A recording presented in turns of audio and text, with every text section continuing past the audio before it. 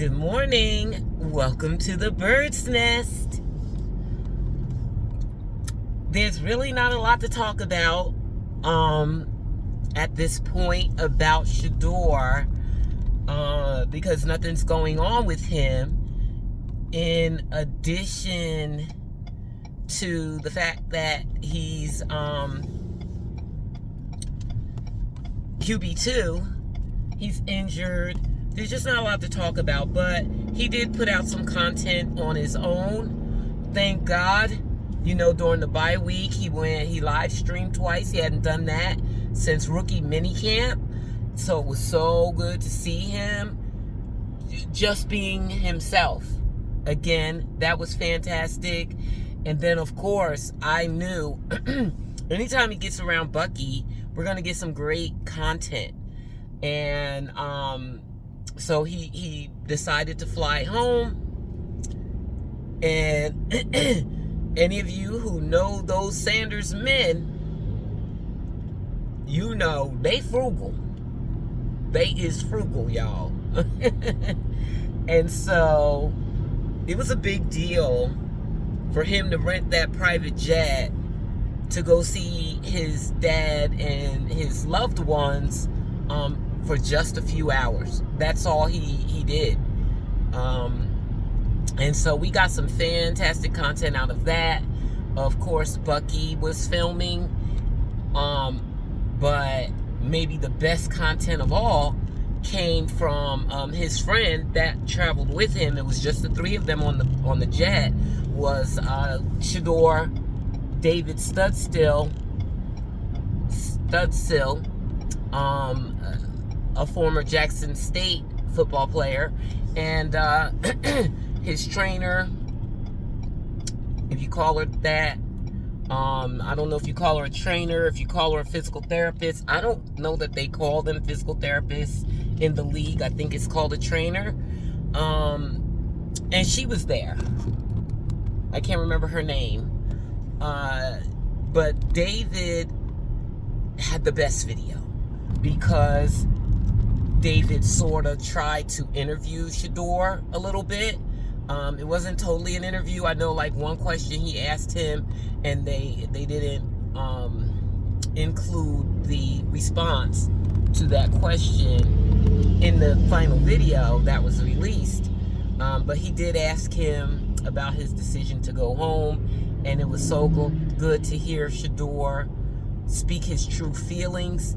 You know, all these things going on with Shedeur right now since the draft. He hasn't spoken on it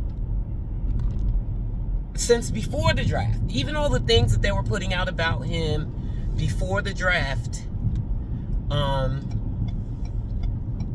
he never addressed them. He has yet to address it. And I don't think Shedeur's done a real interview since then either. I think about that a lot. The fact that he hasn't done an interview. Talk about the hottest interview in sports. I don't know who's going to be the first person to interview him and how deep they're going to be able to go, because so much time has passed and so many things have happened. I don't know. But eventually, someone's going to interview Shedeur. I don't know if it's going to be, you know, names that come to mind are Robin Roberts, Michael Strahan. The pivot would be awesome. You know, Ryan Clark goes through a lot being a guy that has to straddle the fence. He works for network television, and TV is scripted, like all of it. And so he has to stick to the script when he's on his TV shows. But on the pivot, he can be more himself, and I guess even then, only to a certain extent, because he could say something on the pivot that could get him in trouble on ESPN. I don't know. But he seems more authentic on the pivot to me, and I like him. But straddling that fence and being that company man for his network gets him into trouble, because he tries to speak his mind and then he gets in trouble by who I don't know, and then he has to backtrack. I know I know they make a lot of money. I know they make a lot of money, and it probably would be hard to give up that ESPN money. Yeah, I understand that, but I wish that Ryan just did the pivot and did it more often. I don't see that it even comes out often. It should be a steady weekly show at a minimum, and he can get the good interviews. So anyway, I digress.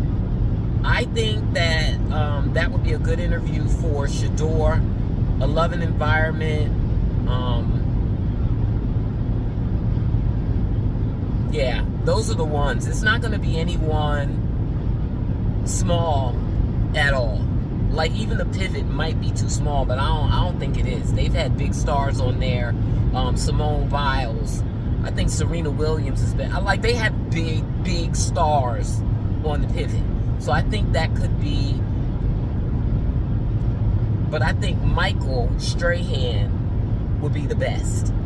He's a former football player. When you go to the networks, she would be the best, as opposed to Robin Roberts. Although she was an athlete, she was not a football player, and Michael was, and he knows not to even ask Shedeur anything that his response will get him in trouble. Because, and I think Shedeur probably,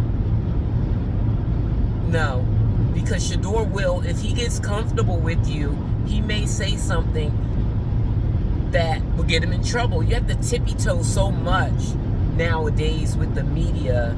It's hard to be the real you. And that's why I don't love the locker room interviews they do with Shedeur. Shedeur does not love those people, and those people don't love him. So you're not getting the real him.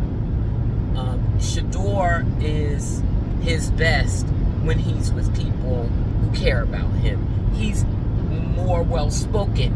His thoughts are articulated better. Like, he struggles with these media people in Cleveland who don't like him. It's hard to talk to those people. So I look forward to that interview, and I'm interested to see what he says about all this, because he has not spoken on it. But I was just thinking this morning, how weird. How does it feel to be him? I've seen him in person a couple of times, and people are clamoring for him, and he can't accommodate everybody. You know what I'm saying? He can't sign every autograph. He just can't. He can't. So what he did at the Panthers game, I didn't get my jersey signed like I sort of kind of would have liked, and only sort of kind of, because then what I'm going to do after that, can I wash it after that? Maybe I will buy a new one. Yeah, maybe I will buy a new one, because I was like, I don't know if I want that ink on my jersey, bro, but it's Shedeur. Like, I was going back and forth for that, but it didn't matter, because he wasn't signing interviews. But I like that he just sat there with us for a long time. I don't know what it's like to be him, because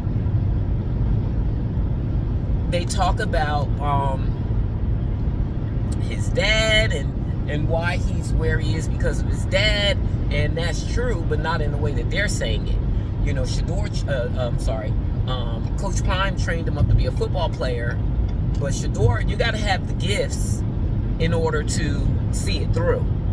The gifts have to be there too. You can't just make your child be an athlete, an elite athlete.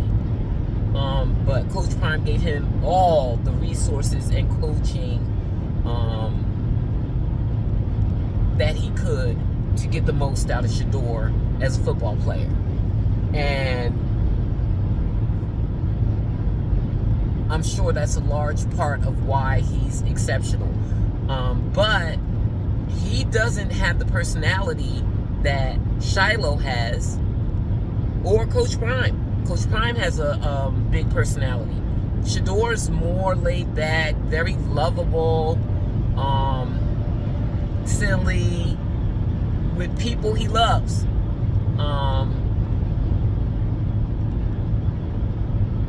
He's not like charismatic like Shiloh. So why is it that he's the one that everyone gravitates to? Good or bad, they gravitate to Shedeur. Why? Why is he different? I was just thinking about that this morning.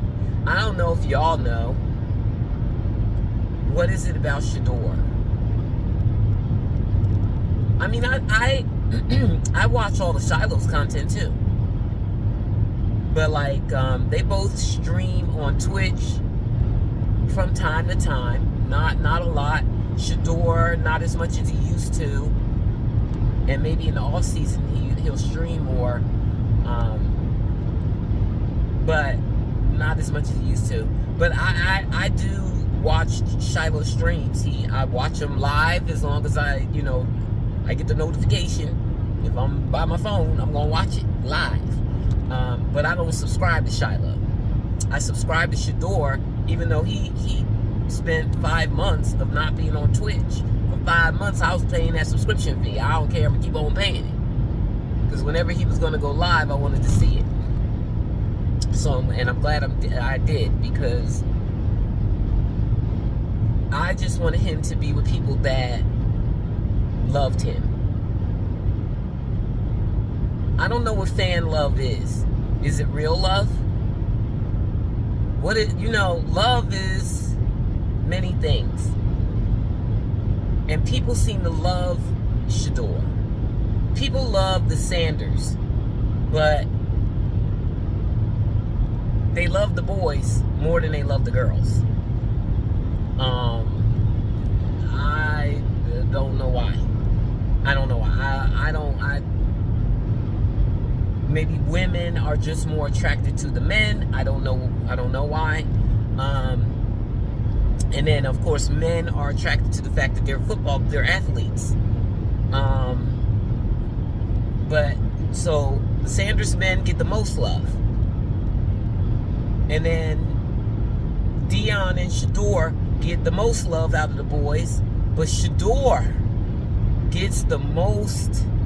He is even more polarizing than Coach Prime. And Coach Prime has always been polarizing. And Shedeur's like him in that regard. But the hate. Shedeur gets more hate than Coach Prime got. It's very strange. I don't know what it is about him. Well, I don't know. I can't say it's the way he responds to things, because the response comes as a reaction. So you did something first, and he'll come back at you. Like he always says, I don't listen to or look at social media. Now, I don't listen to this and I don't listen to that, but it's not true. I told y'all that. Because Shedeur has confronted people on more than one occasion. Like, I can come up with 3 occasions off the top of my head of Shedeur confronting people who talked ish about him. Cam Newton, he confronted him. How you gonna talk ish about me and then come in my face? What you expect me to do? He confronted Cam. He confronted Tony Grossi. He confronted at least one football player, because in Colorado they used to talk ish. Their opponents would talk ish about them in the media. Everybody takes advantage of the media spotlight that they get from being adjacent to the Sanders. Well, Dion and Shedeur. And so, before a Colorado game against an opponent, in the media, the opponent would be talking mess about them because of their popularity, calling them celebrities and this sort of thing. And then, at the end of the game, hear the guy come to shake Shedeur's hand, and Shedeur's like, I don't think so. You was just talking ish about me. So, he sees it. And he's sensitive to it. So, I don't know how it feels that. But at least with Shedeur, when you, like Cardi B, my boo, Cardi B responds to negativity a lot. And it hurts her severely. It really does. She internalizes that, and she lashes out when people hurt her with their words on social media. But I mean, I'm sure she sees the love, but it doesn't seem to have the impact that the hate does. Shedeur loves the love. He sees the love. He loves the love. I love that about him. Like, I don't know if Cardi cares that I love her because she seems more concerned with the haters. Shedeur acknowledges the people who support him. I love that. And so I'm glad he sees that, and he see those people coming for him in the comments, and he see us attacking they butt. Y'all call us crazy all you want. Keep talking that ish, we gonna come for you. So he sees that, and I know that he loves that, and that's why he likes to be out in the community, because hate lives online. Anonymity brings out the worst in people, it seems. Being able to say anything you want without your face even showing, it brings out the worst in people. So I don't know. I just was thinking about that, and I often think about what it's like to be him and have people clamoring for you all the time. And have the NFL with their foot on your neck. You wanted to get there so bad, and you want that so bad, and they got their foot on your neck. When it comes to what's happening with him in the NFL, there was a point I thought I was figuring things out, but I don't know anymore. I don't know anything anymore. I don't know. I assume he's going to play this season because the Browns said he was going to play this season. Multiple times. Jimmy Haslam has said he's going to play this season. Doesn't matter what Kevin Stefanski wants, he's playing. So he's going to play eventually this season, but it might be the last game of the season. It really might. And so I had to, because I'm emotionally attached to him, having gone through this journey with him since Colorado, and having, seeing all the attacks against him, and people speaking on him that don't even know him, and calling us crazy who do know him, who absorb all of the content that Well-Off Media releases, Shedeur releases, Shiloh releases, Dion releases, their circle, they all release different things, and we absorb it, and we get to know them because it's real stuff. It's not a reality show. And I never watched Coach Prime's reality shows, none of them, not even the current one. I'm gonna go back and do it one day, maybe on vacation over the Christmas break. But we absorb all that, and we get to know the real them. It's not a reality show, which is scripted. Reality shows are scripted, but their content is real. They're not showing us their whole lives, but what they do show us is the real them. And so we have an attachment to them, those of us who love them. Those who hate them, they don't even watch that stuff. They don't know anything about him. They don't know anything about his play. Like, they never watched him play in Colorado. They don't know Shedeur. And they're going to argue us down and call us crazy. But that's cool. That's cool. I just, like I said, there's always something to talk about with him. But it wasn't anything important to me. Like Kevin Stefanski giving a play call and bump that. I don't care about that. I don't even know what that means. He still has the ability to control the offensive coordinator. And if the offensive coordinator wants to do something different, like make deep passes many, many times a game, which is required, I believe that Kevin Stefanski can stop him from doing that. I will not be satisfied until Kevin Stefanski is gone or Shedeur is gone. One of them gotta go for me to think that's a big story. I don't care about him giving a play calling. I will tell you that once I learn, like if you lie to me and I find out, you're a liar. You're a liar forever to me. I never take for granted that anything you say is the truth. Again, going forward. That's how I am. I just have a distaste for people who lie. Or lying. That's not true. That's not true, actually.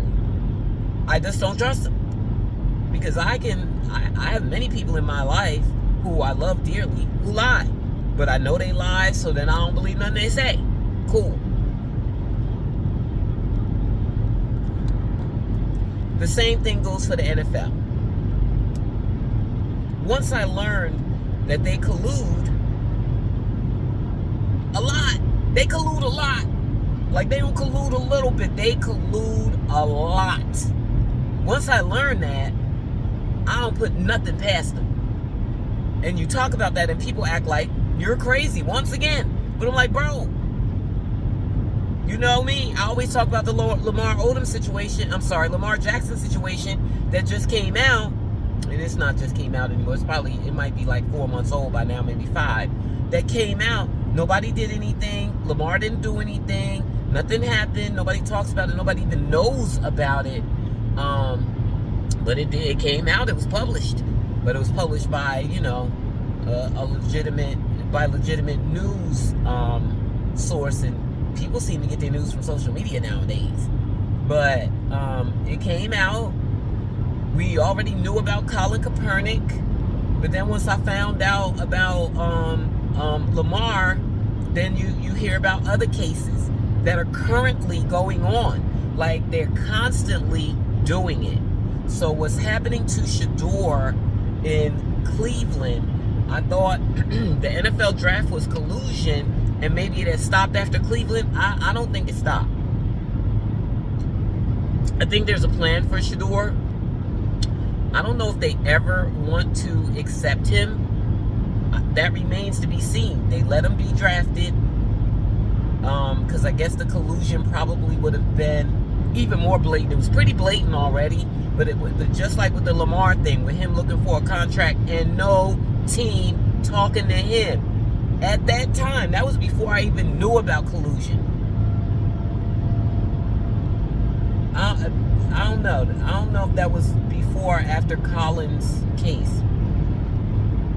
But at the time, I don't even know if I thought of Colin's case as collusion. But the Lamar situation, when it was going on, I wasn't even into football like that. But I knew who Lamar was, and I was like, why aren't teams reaching out to him? Why is nobody picking up Lamar Jackson? I knew it was weird. So now that I know that they collude, and they did collude against Lamar when I already thought it was strange, my thought now is, when it comes to the NFL, if it seems strange, it is strange. So they've been propping up Dillon Gabriel. They put out all those quarterbacks before Shedeur. And they've been propping up Dillon Gabriel to the extent where I almost feel like it's not just a Browns thing. It's an NFL thing. They want Shedeur to look bad so bad. And so they've been propping up Dillon, but you can't prop up somebody that ain't good enough. Y'all should have sent Shedeur to the team that, like, maybe the Giants should have taken Shedeur, because at least you got a quarterback that might be able to, you let him play first and let him play all those weeks and give Shedeur the last game. And then in the last game, when everybody checked out and injured, you can make him look real bad. Unfortunately, Stefanski chose Dillon Gabriel. And he can't make Shedeur look bad because he's not good. Oops. He's not good enough to make Shedeur look bad. Shedeur's better than him. I think he's better than Dart too, but at least Dart is competent. So that's not working, that plan. So I don't know if y'all aware, but they play the Jets on Sunday. And if Dylan looks bad against the Jets, they really can't even make an argument for continuing to keep him on the field. Isn't it funny? I don't know. Again, because the NFL, I don't trust them because they're not trustworthy and they are corrupt. It's weird to me that the Jets traded away stars from their defense yesterday. Talking about rebuilding. Rebuilding what? I need to look at the age of the people that they traded. Now, if those people are 28, 29, I'll let you slide with that a little bit. But you traded your star cornerback. And he doesn't look old to me, but maybe he's 30. I'm going to have to look it up. I'm going to look these things up. I should have did it in advance. They traded away multiple vital pieces of their defense yesterday. Talking about a rebuild. And got all these picks. I want to see. I want to see how Dylan looks on Sunday. So he'll be playing against a Jets team that already stinks. And now they have depleted their defense even more. So they're going to stink really, really bad.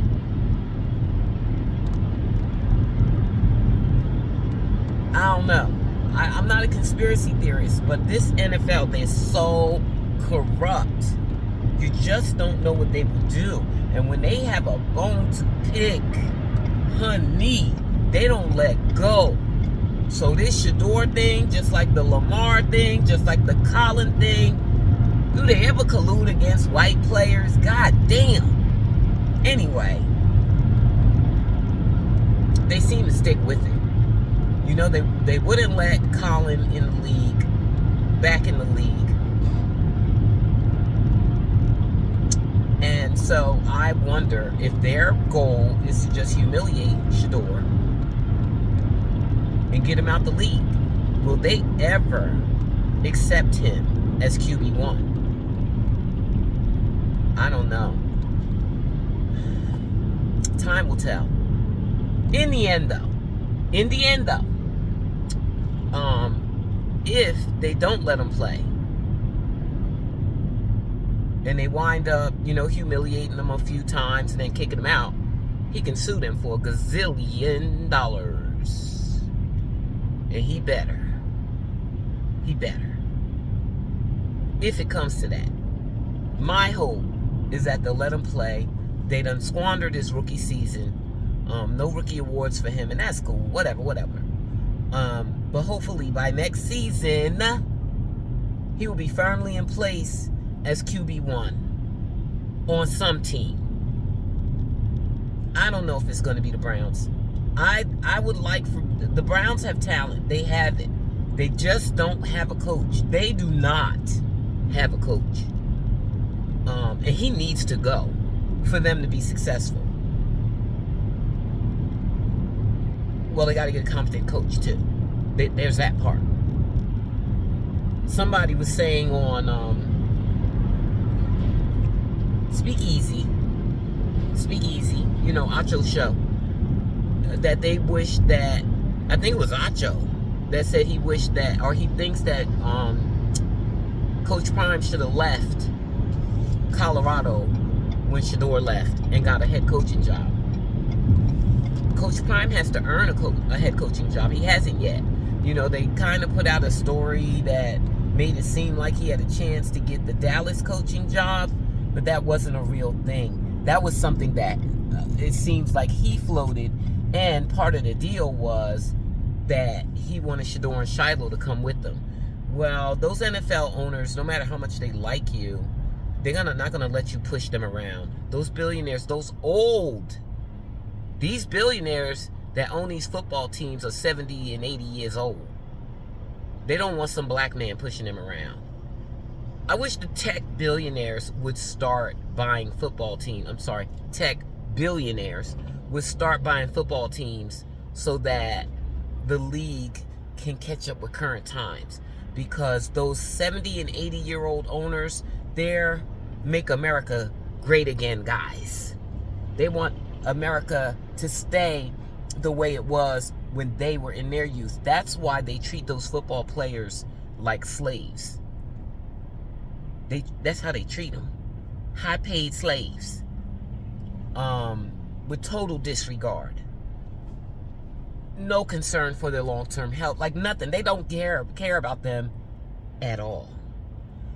So, I wish tech billionaires would start buying football teams. I am not aware that any tech billionaire owns a football team. You can't have Tom Brady is just a minority owner anyway.